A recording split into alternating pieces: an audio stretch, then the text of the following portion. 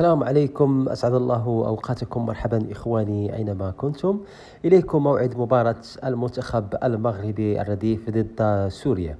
تترقب الجماهير المغربية والسورية مباراة أسود الأطلس ونسور سوريا في ربع نهائي كأس العرب لكرة القدم 2025 والمقام حاليا في قطر، ويستمر حتى 18 ديسمبر من هذا الشهر.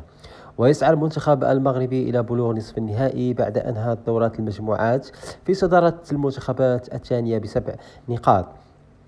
وتقام هذه المباراة يوم الخميس 11 ديسمبر كانون الأول الجاري على ملعب خليفة الدولي، وتنطلق المباراة الساعة 3:30 عصرا بتوقيت المغرب، والساعة 5:30 مساء بتوقيت مكة المكرمة والدوحة وسوريا.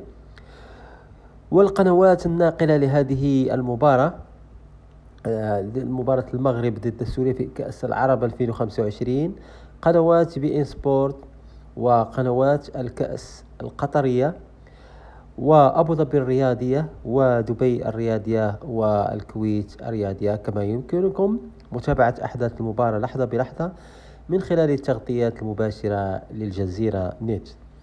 إخواني، وصلنا إلى نهاية الفيديو، إلى حلقة قادمة إن شاء الله. دمتم في رعاية الله وحفظه، ولا تنسوا الاشتراك في القناة ليصلكم كل جديد. السلام عليكم ورحمة الله وبركاته.